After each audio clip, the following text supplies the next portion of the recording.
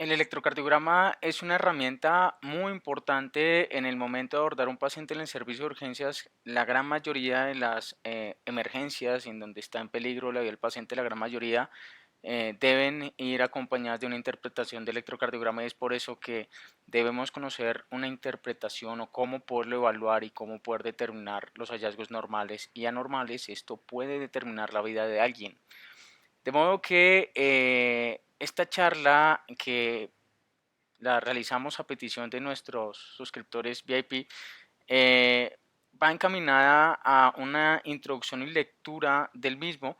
Nuestra meta en esta charla es sencillamente que aprendamos lo anormal, los ritmos básicos, la interpretación adecuada de sus ondas, de sus segmentos, y no pretendemos que salgamos aquí todos electrofisiólogos nivel 4, pero sí por lo menos que cuando tengamos un electrocardiograma en nuestras manos, podamos determinar si es normal o anormal e iniciar por lo menos un tratamiento apropiado dependiendo del caso.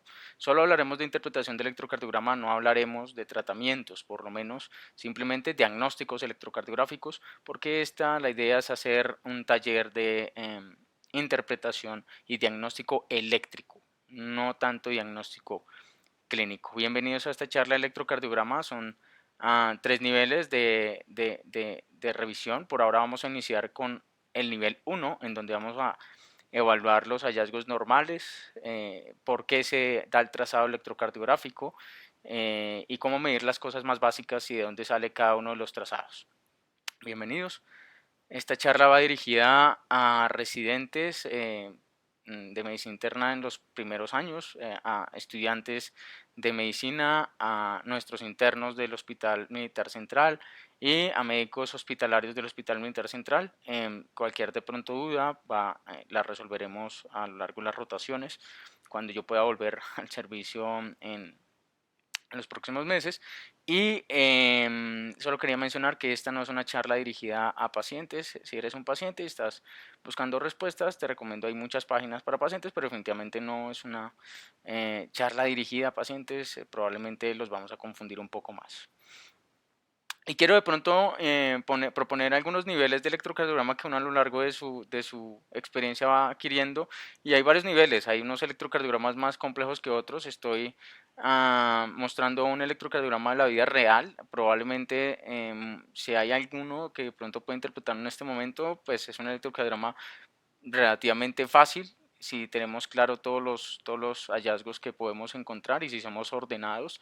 Y una de las claves cuando interpretemos un electrocardiograma es ser muy ordenados. Estos trazados que parecen bastante complejos, cuando vamos a evaluarlos de una forma tranquila, ordenada, con calma y con un orden claro de lo que estamos haciendo, vamos a darnos cuenta, y mi meta al final de la charla es que cuando ustedes vean este trazado realmente ya no se asusten tanto como uno lo suele hacer cuando está aprendiendo.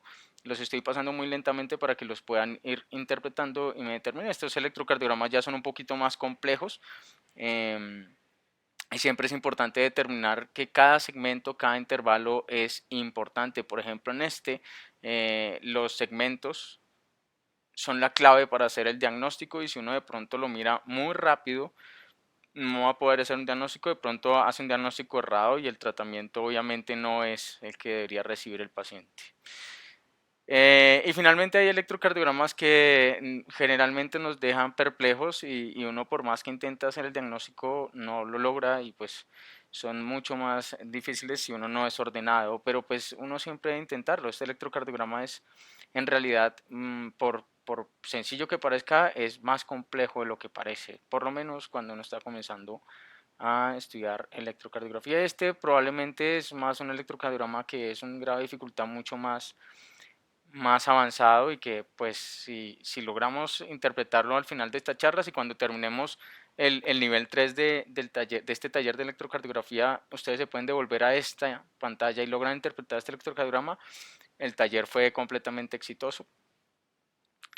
Entonces, ahora sí partamos y comencemos a revisar qué es lo importante de un electrocardiograma. No vamos a revisar extensamente toda la fisiología de cómo se forma un impulso eléctrico, de todo el potencial de acción, porque eso es muy importante, muy necesario, pero que probablemente para el personal que va dirigida a esta charla, que es ya los estudiantes de sexto o séptimo semestre para arriba, internos, ya esa parte debe estar muy clara y los invito a revisar todos los textos y toda la información que hay alrededor de ello. Por ahora simplemente mencionaremos que cuando tenemos y en el servicio de urgencias nos pasa un trazado electrocardiográfico, necesitamos un orden para poderlo interpretar y lo primero que tenemos que hacer cuando tengamos un electrocardiograma en la mano es recordar que hay 7 pasos. Si hacemos los 7 pasos de interpretación del electrocardiograma que hacemos en el militar, probablemente encontraremos la mayoría de los hallazgos. Lo primero es mirar que esté adecuadamente tomado y bien calibrado. Esto es demasiado importante y esto nunca es excesivo poder recalcar de que si uno no se sienta a revisar que todos los electrocardiogramas están bien tomados y bien calibrados, comete errores. Inclusive esto le pasa a grandes electrofisiólogos que revisan electrocardiogramas, dan su interpretación y finalmente cuando no hay revisa, pues el fellow le termina diciendo que pues no, o bueno, el residente, el interno le termina diciendo que no, que pues está invertido y pues es bastante grave en algunas situaciones. La frecuencia cardíaca siempre es lo primero que debemos mirar porque muchas de las patologías en urgencias y que pueden comprometer la vida hacen elevaciones o disminución de la frecuencia cardíaca y además que es el primer paso para poder determinar el ritmo cardíaco. El eje cardíaco no es como la piedra angular de muchas patologías, pero siempre hay que determinarlos, ya veremos la razón. Y luego si revisamos, eso lo podemos hacer en estos 2, 3, 4 pasos, los podemos revisar rápidamente en 2 a 3 minutos cuando nos pasan un electrocardiograma, cuando estamos enfrente a una arritmia, pero cuando el hallazgo es completamente normal, bastan unos 10 segundos. Entonces ahora sí pasamos a lo más importante en urgencias y es determinar si hay isquemia, lesión o infarto, porque esos pacientes requieren un tratamiento urgente y de eso dependen sus vidas. Luego podemos pasar a unos hallazgos que son un poco más relajados, más tranquilos, como hipertrofia, sobrecarga de cámaras y pues finalmente rematar revisando una a una las ondas y los segmentos, lo que se nos pudo haber pasado. Para poder entender el electrocardiograma tenemos que partir que todo electrocardiograma tiene un papel milimetrado, ¿cierto? Y que encontramos una línea de base a partir de la cual aparecen ondas hacia arriba y ondas hacia abajo. Esa línea de base la vamos a llamar como línea electrólica. Y la línea de base por excelencia es lo que aparece después de la onda T y cuando inicia la onda P. Esto ya lo veremos un poco más a fondo, pero de aquí en adelante nuestra línea isoeléctrica la determinamos como el segmento TP y todas las ondas que aparezcan hacia arriba las vamos a determinar como positivas y todas las ondas hacia abajo las vamos a determinar como negativas. Pero ya no les llamaremos ondas, sino que les llamaremos deflexiones. Entonces tenemos una línea isoeléctrica que es la línea base y deflexiones positivas hacia arriba y negativas hacia abajo. ¿Y de qué dependen estas deflexiones? Estas deflexiones dependen si son positivas o negativas de la famosa teoría del dipolo. Y es que nosotros en nuestro electrocardiograma lo que estamos evaluando son corrientes eléctricas. Estamos evaluando corrientes eléctricas que se transmiten en los tejidos y que son detectados por un electrodo que ponemos en algún sitio. Y olvidemos la anatomía, simplemente imaginémonos este electrodo, si tenemos un impulso eléctrico que se dirige hacia el electrodo lo va a detectar como una deflexión hacia arriba, o sea, positiva. Pero si ese mismo electrodo detecta un impulso eléctrico que se está alejando de él, lo va a registrar como una deflexión negativa. Todas las deflexiones positivas en el electrocardiograma son impulsos eléctricos que se están dirigiendo hacia el electrodo, todas las deflexiones negativas son impulsos eléctricos que se van alejando del electrodo, no tiene nada que ver con las cargas en el miocardio.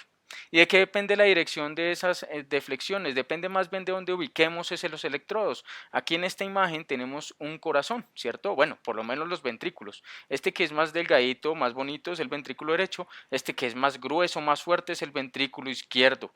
Entonces, si ponemos un electrodo al lado derecho, o sea, al lado del ventrículo derecho, y un electrodo al lado del ventrículo izquierdo, encontramos distintos registros para el mismo impulso eléctrico. Si un impulso eléctrico, que en este caso es el 1, se dirige de izquierda a derecha, o sea, hacia este electrodo, y lo va a detectar como una deflexión positiva, este electrodo que está ubicado a este lado, vean que se está acercando, entonces la primera deflexión, el primer vector, sería positivo, y en el electrodo que pusimos contralateral va a ser negativo. Entonces, Entonces, como va a ser negativo, se va a detectar, perdón, como este impulso eléctrico se está alejando de este electrodo, el primer impulso eléctrico lo va a detectar como una deflexión negativa.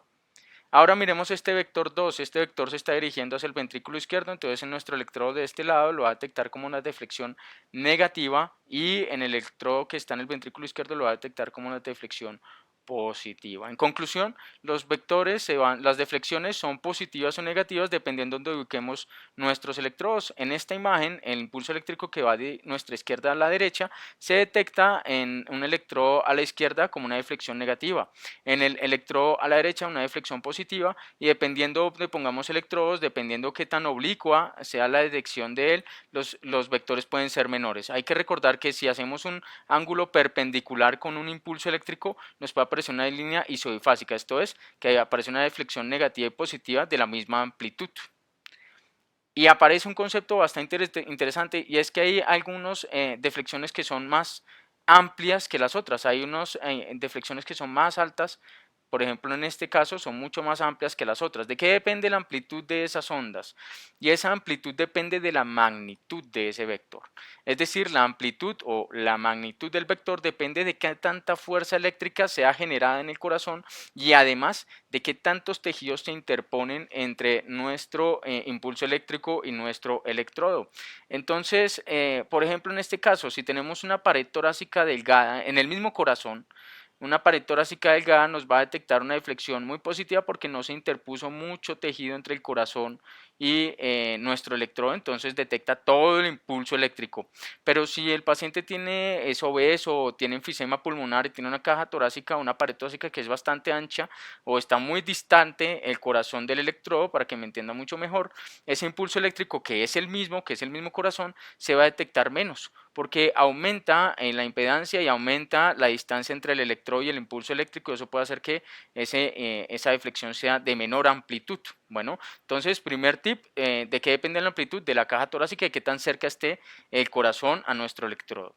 Y algo mucho más importante, también depende de la magnitud o de la hipertrofia, del remodelamiento o de la cantidad de miocitos que pueda tener nuestro corazón. Por ejemplo, en las aurículas, los impulsos eléctricos que van viajando más tangencialmente y que no tiene tanta masa muscular, por eso lo que hacen es dilatarse antes de hipertrofiarse. Entonces encontramos impulsos eléctricos que no son tan altos, que los vectores no son tan altos, y las deflexiones son de menor amplitud que las deflexiones que podemos ver en la masa ventricular, que tiene muchos más miocitos, muchos más impulsos eléctricos, y el vector es mucho más grande, dando una amplitud mayor. Así que depende de la cantidad de miocardio que se esté despolarizando, y también depende de los tejidos que se estén interponiendo entre nuestro electrodo y el miocardio. Para poder analizar el electrocardiograma hay que tener muy claro la anatomía básica, los vectores de activación, la ubicación de nuestros electrodos. Entonces hay que tener clara toda la anatomía. Esta es la anatomía que uno espera encontrar y saberse para entender el electrocardiograma, pero en realidad para entender el electrocardiograma necesitamos una anatomía un poco más eléctrica y un poco más práctica para poderlo entender. Entonces tenemos nuestra aurícula derecha, nuestra aurícula izquierda, ventrículo derecho, ¿cierto? Y nuestro nodo sinusal, unas ramas internodales que generalmente son tres, no nos detengamos a hablar de nombres específicos, y luego hay una rama que generalmente conduce entre aurícula derecha y aurícula izquierda, que es el haz de Bachmann. Y luego encontramos el nodo aurículo ventricular. Después de él, siempre recordemos que hay este es tejido de conducción especializado que retrasa un poquito la conducción. Luego aparece el haz de His, y luego la rama izquierda, la cual se divide en dos haces, el haz posterior inferior y el haz anterior superior, y la rama derecha, la cual aquí no la pintan como una rama para que podamos entender, pero en realidad lo que se ha descubierto, y esto los invito mucho a revisar, que es muy interesante, es más como una forma de malla, pero es que de pronto no es como eh, tan exacto decir que tenemos un bloqueo de rama incompleto derecho. Realmente uno debería hablar de un patrón de bloqueo de rama derecha cuando el QR es menor de 120 milisegundos, y un bloqueo de rama completa cuando es mayor de 120 milisegundos. Eso lo veremos más adelante, tranquilos. Entonces nuestro nodo sinusal inicia un impulso eléctrico, el cual se transmite a través de los haces internodales hasta el nodo auriculoventricular. Hay que tener claro que el nodo sinusal por lo menos en humanos, está en la aurícula derecha y luego pasa a la aurícula izquierda. Primero se despolariza la aurícula derecha, luego la aurícula izquierda, luego se despolariza el no aurículo ventricular, luego se despolarizan los ventrículos. Entonces es clave que tengamos esa anatomía en mente para poder entender que la activación auricular es la primera onda que vemos. Esa onda P es la onda de activación y de despolarización auricular. Que este segmento que lo vamos a llamar P hasta donde vaya, bueno, en realidad lo llamamos segmento PR, pero debería llamarse PQ. Hay que ser sinceros, este segmento es un momento del lentecimiento de conducción. Y volvamos aquí, entonces se despolariza la aurícula derecha, la aurícula izquierda y se despolariza el no auriculoventricular. Esa despolarización es un enlentecimiento del impulso eléctrico y es importante este retraso porque apenas se despolarizan las aurículas, se contraen las mismas una pequeña fracción de tiempo después para poder dar la patada auricular. Si dan la patada auricular, tiene que llenarse el ventrículo, aún estar llenándose en diástole, y ahí sí tiene que conducirse hacia los ventrículos el impulso eléctrico para poder hacer una contracción. Entonces, ese enlentecimiento es importante para poder permitir la patada auricular y que no encuentre la aurícula una válvula cerrada por una sístole ventricular. Entonces, ese segmento PR, como no genera ningún impulso eléctrico que genere un vector, se detecta como una línea teóricamente isobifásica. Y luego aparecen los vectores de despolarización. La onda Q es la primera deflexión negativa antes de la R, así es como se define. La R se define como la primera deflexión positiva después de la Q. La S la segunda deflexión negativa después de la R. Esto hay que tenerlo muy claro. Las definiciones eléctricas que las pongo aquí, porque así es como uno entiende los distintos complejos QRS cuando hablemos de nomenclatura de los QRS. Este es el segmento CT. La onda T es producida por la repolarización ventricular y la despolarización de los... esto es realmente controvertido porque aparece en la onda U, pero palabras más, palabras menos, para efectos prácticos, hablemos que la onda U es la despolarización, bien sea de las ramas de Purkinje o de los músculos papilares. Entonces, ¿por qué es importante entender que la onda P es despolarización auricular? El PR o el PQ, bueno, de aquí en adelante ese PQ lo vamos a llamar PR porque así es como le decimos en la práctica clínica, es la despolarización en su mayoría del no auriculoventricular, y el QRS es la despolarización de los ventrículos y la onda T es la repolarización de los ventrículos, que la onda Q es la primera deflexión negativa antes de la R la primera deflexión positiva y la S es la segunda deflexión negativa después de la R, porque hay distintos complejos QRS que pueden ser normales, puede aparecer solo una onda Q y después una R, en cuyo caso lo llamaremos QR, o una QRS, o solo una onda Q que se eleva otra vez a la línea isobifásica QS, o primero una R y luego una S, o RSR. Por eso es tan importante tener claro que esto tiene una nomenclatura muy especial. Le ponemos R' porque es la segunda R que aparece, ¿cierto? Vean que aquí hay algo muy notorio, y es que aparecen letras minúsculas y mayúsculas. Cuando la deflexión o esa onda no supera los 5 milímetros hacia abajo, o 0.5 milivoltios, le ponemos una letra teóricamente minúscula, y si supera los 5 milímetros le ponemos una letra mayúscula. Entonces, ¿cuál es el orden de las cosas? Primero, y explicando cómo aparecen cada uno de estos vectores, extendiéndolo un poquito mejor, lo primero que aparece es una despolarización del nodo sinusal, ¿cierto? Que transmite los impulsos a las aurículas. Primero la aurícula derecha, en este caso esa flecha muy azul, muy agradable, está primero despolarizando la aurícula derecha y es la primera porción de la onda P. Siempre recordemos que la primera mitad de la onda P es la despolarización de la aurícula derecha, y luego a través de las de Bachmann se despolariza la aurícula izquierda, despolarizando la segunda mitad de la onda P. Entonces la segunda porción de la onda P es la despolarización de la aurícula izquierda, ¿cierto? Que aparece en este caso como morado. Luego se despolariza el nodo auriculo ventricular, que como ya lo hemos mencionado no genera un vector grande, simplemente impulso eléctrico que no se mueve hacia ningún lado, están lenteciéndolo, se devuelve a la línea isobifásica, en este caso en negro, y luego recibe aparece la despolarización del ventrículo. Estamos haciendo de cuenta que estamos poniendo el electrodo aquí, lo que sería más o menos D2 o E5. Entonces, el primer vector de despolarización ventricular es una despolarización de un pequeño haz, una rama septal, la cual es hacia el ventrículo derecho y hacia las aurículas, de modo que en este caso sería el vector 2 y está en rojo, entonces como se alejaría de un electrodo que pusiéramos por aquí en B5 o en D2, al alejarse genera una deflexión negativa, como no es un vector tan grande, genera una deflexión muy pequeña. Y luego ahora sí aparece el vector de despolarización septal, que es el vector grande, es el vector, el mayor vector y el que define el eje cardíaco, que es el de despolarización del septum, que como bien lo vemos aquí, se dirige hacia un electrodo que pusiéramos aquí, entonces sería una R o una deflexión positiva muy amplia, porque es el mayor vector, y luego se despolarizan las paredes laterales del ventrículo, los cuales se alejan de un electrodo que pongamos aquí en el apex, entonces sería una deflexión negativa. En B5 pasaría lo mismo, pero vean que si ponemos un electrodo, por ejemplo, en el ventrículo derecho o encima del ventrículo derecho, en B1, por ejemplo, veríamos que la primera despolarización auricular derecha, que sería la primera parte, sería positiva, ¿cierto?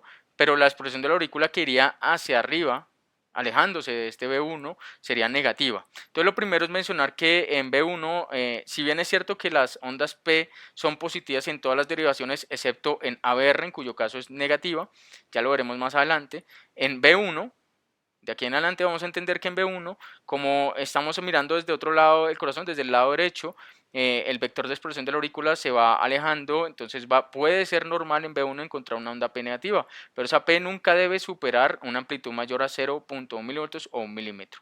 Luego la expresión del nodo auriculoventricular, luego la expresión septal que se acerca hacia el electrodo, por eso es una deflexión positiva, luego el máximo vector, el vector cardíaco, la onda 3, el vector 3, que se alejaría de ese electrodo negativo y vean que la explosión de las paredes, que sería más o menos tangencial a ese B1, pues no genera ningún tipo de impulso eléctrico, bueno, de deflexiones, porque no se está moviendo ni hacia arriba, ni hacia abajo, ni se aleja, ni se acerca.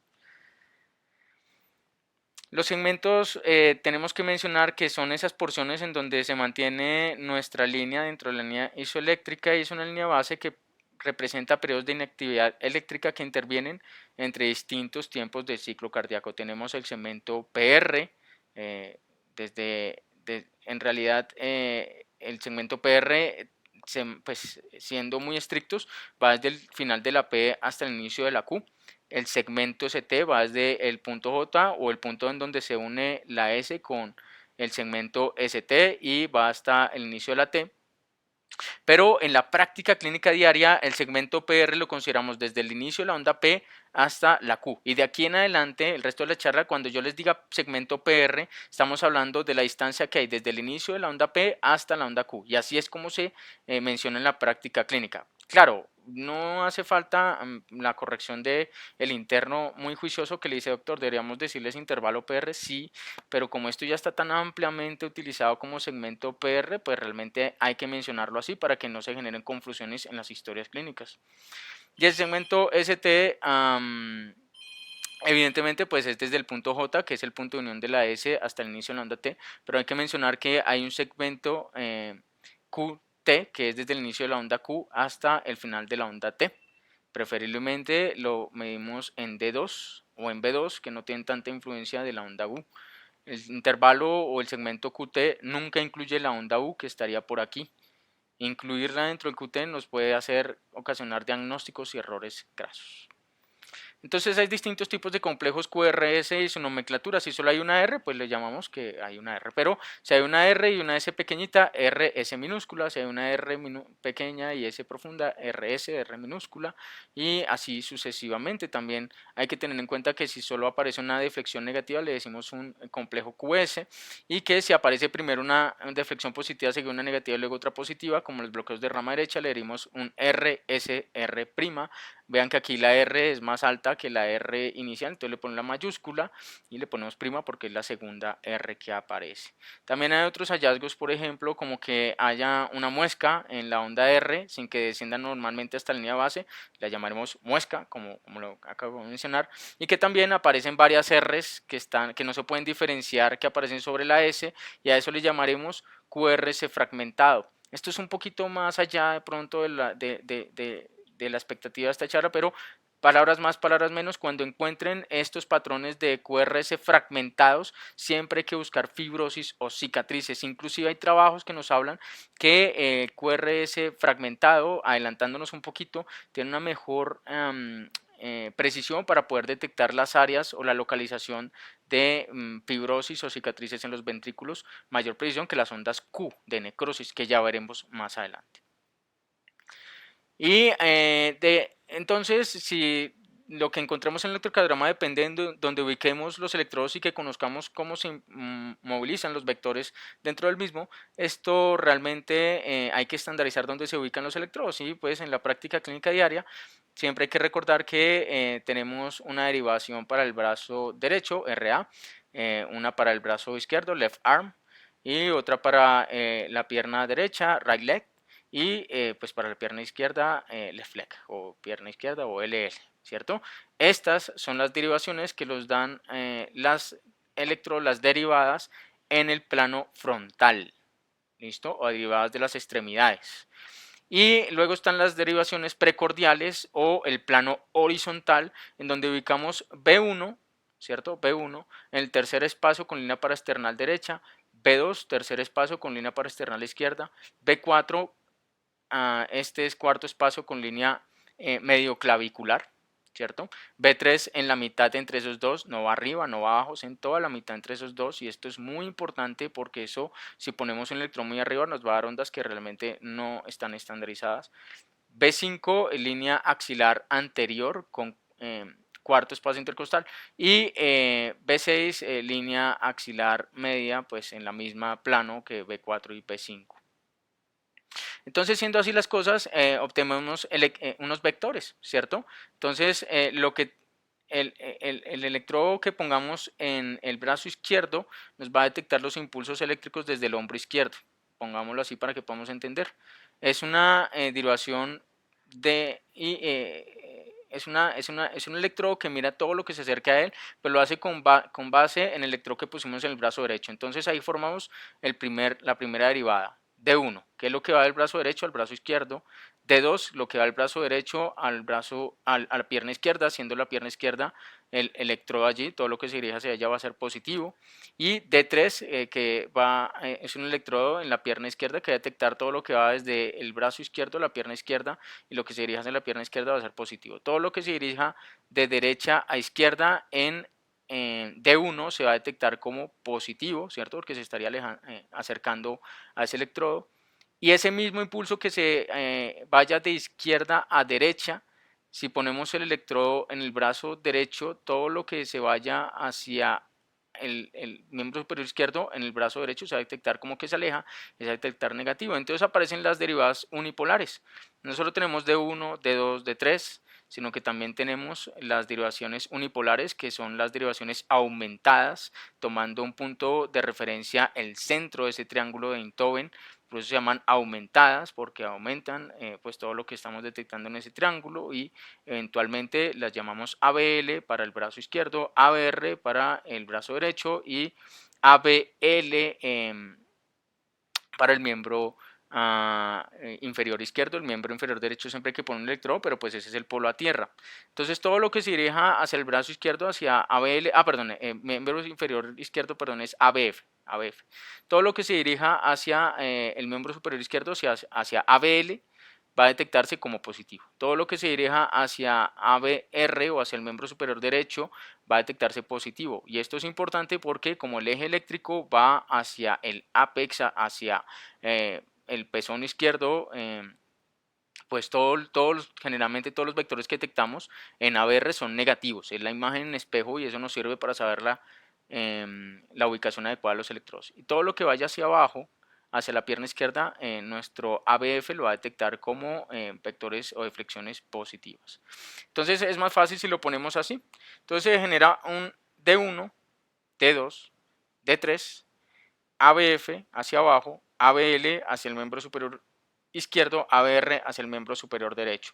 Si juntamos todos estos vectores, nos da esta imagen que lo podemos ubicar en un círculo de 360 grados. Entonces D1 va a detectar positivo todo lo que vaya de izquierda a derecha, ¿cierto? ABL va a detectar positivo todo lo que vaya hacia el miembro superior izquierdo. D2 va a encontrar como positivo todo lo que se va dirigiendo hacia 60 grados. ABF va a detectar como positivo todo lo que da a la pierna izquierda.